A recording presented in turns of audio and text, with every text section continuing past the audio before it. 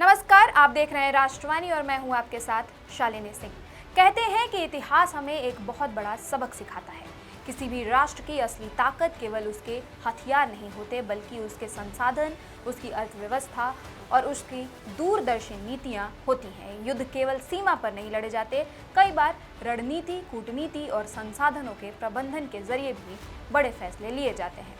आज भारत और पाकिस्तान के बीच पानी को लेकर चल रही बहस ने एक बार फिर यही सवाल खड़ा कर दिया है कि आखिर किसी देश के लिए सबसे बड़ी ताकत क्या होती है, बंदूक या पानी। हाल के दिनों में भारत द्वारा सिंधु जल संधि को लेकर अपनाए गए कड़े रुख के बाद पाकिस्तान में चिंता बढ़ती दिखाई दे रही है। पाकिस्तान के कई राजनीतिक और कूटनीतिक हलकों में यह चर्चा तेज है कि यदि जल प्रबंधन और नदी परियोजनाओं के जरिए भारत अपने हिस्से के पानी का अधिक उपयोग करता है तो पाकिस्तान के सामने गंभीर चुनौतियां खड़ी हो सकती हैं। इसी मुद्दे को लेकर वहां के कई नेता और विशेषज्ञ लगातार बयान दे रहे हैं। एक समय था जब पाकिस्तान के कई नेताओं की ओर से भारत को कड़ी चेतावनियां दी जाती थी। कभी रेड लाइन की बात होती थी तो कभी एक्ट ऑफ वॉर जैसे शब्द सुनाई देते थे।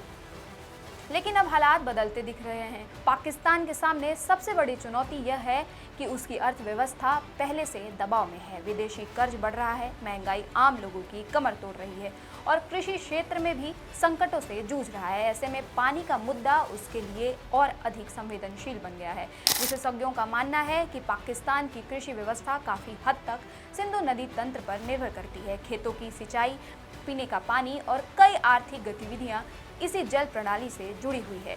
इसलिए जब भी पानी को लेकर कोई विवाद या अनिश्चितता पैदा होती है, उसका सीधा असर आम नागरिकों और किसानों पर पड़ता है। लेकिन इस पूरे घटनाक्रम का एक दूसरा पक्ष भी है। अंतर्राष्ट्रीय संबंधों में केवल भावनाओं से काम नहीं चलता। हर देश अपने राष्ट्रीय हितों को प्राथमिकता देता है।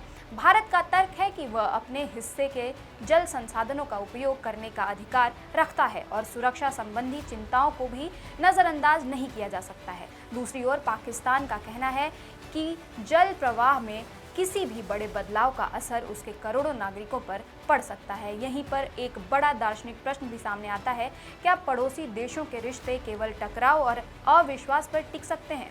इतिहास गवाह है कि जब भी दो देशों के बीच संवाद बंद हुआ है तो नुकसान दोनों पक्षों को उठाना पड़ा है। लेकिन जब भी बातचीत और सहयोग का रास्ता चुना गया, तब समाधान की संभावनाएं भी बढ़ी हैं।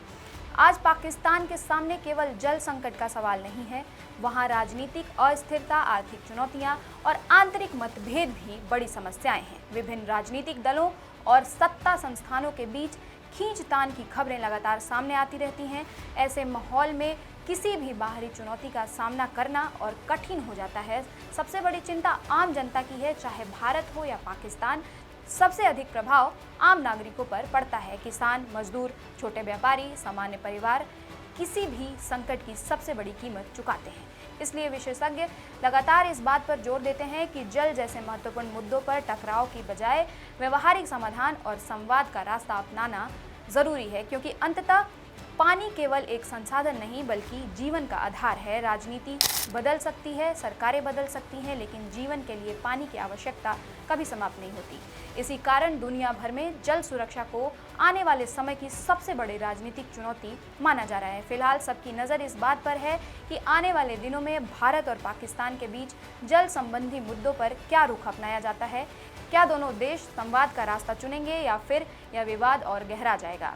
इसका जवाब समय ही देगा। फिलहाल इस पूरे मुद्दे पर क्या है आपकी राय, कमेंट बॉक्स में ज़रूर बताएं। साथ ही चैनल को सब्सक्राइब और लाइक करना ना भूलें। धन्यवाद।